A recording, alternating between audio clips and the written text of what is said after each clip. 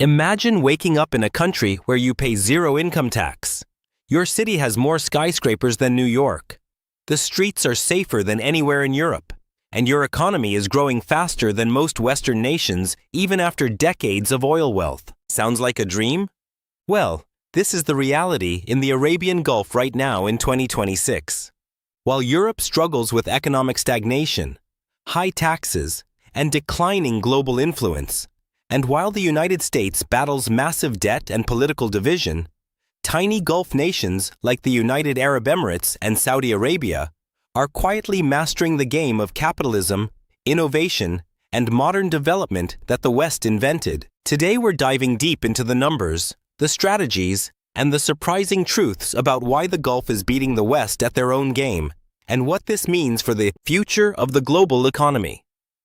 Stick around, because by the end of this video, you might question everything you thought you knew about economic power in the 21st century. Let's start with the most obvious metric: economic growth and diversification. For decades, the story was simple. The Gulf had oil and the West had everything else. But that narrative is collapsing. In the UAE, non-oil sectors now make up around 75% of the economy.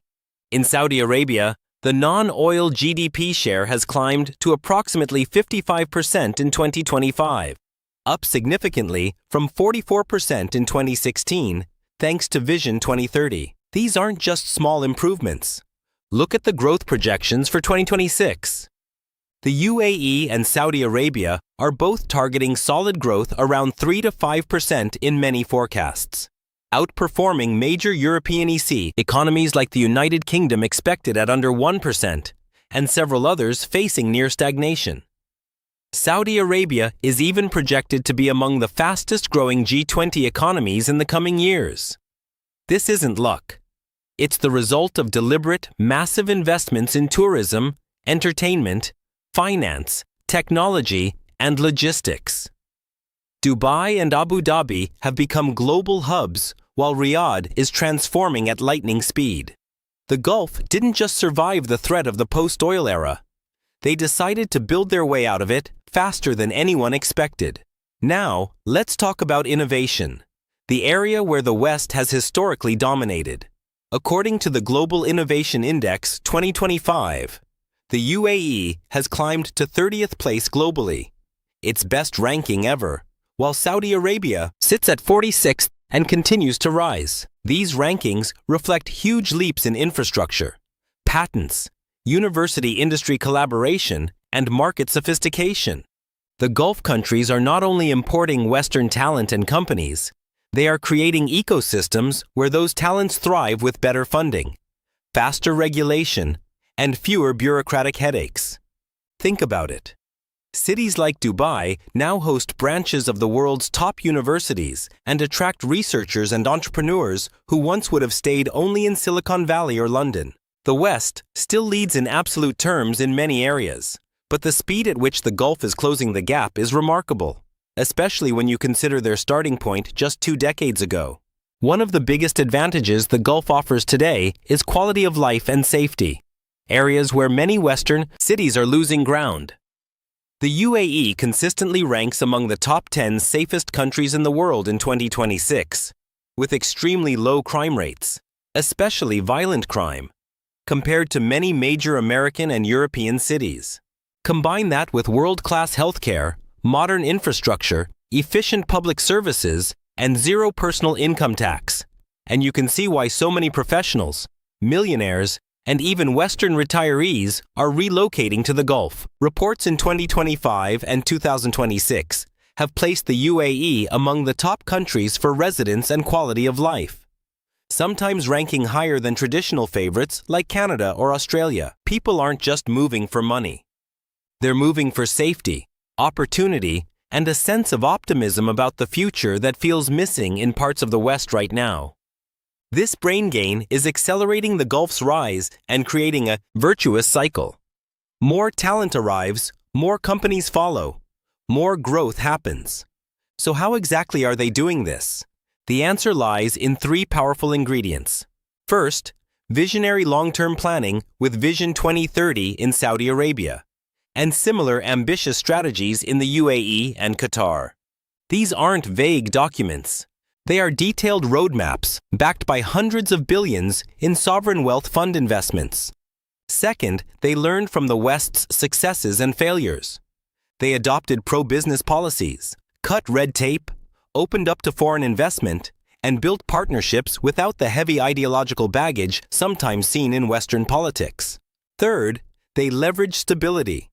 While many Western nations cycle through governments and policy changes every few years, the Gulf offers long-term policy continuity that investors love.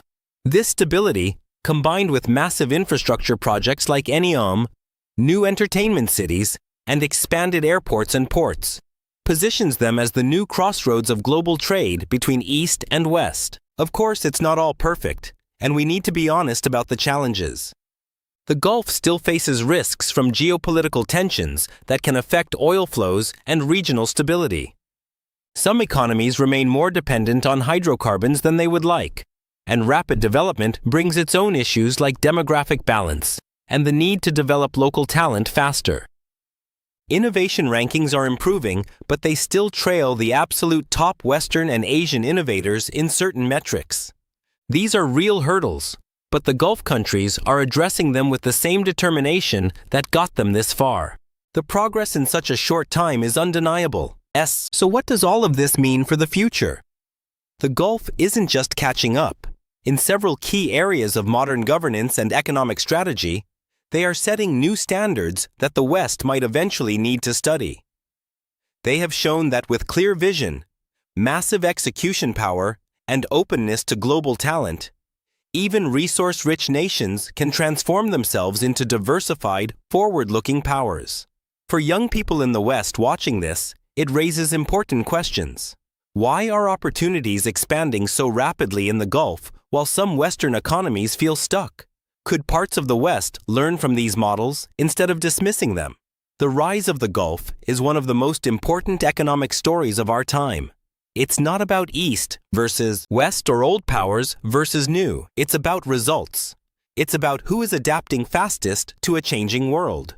The Gulf has taken the playbook the West wrote: capitalism, innovation, global trade, ambition, and in many ways is running with it more effectively right now.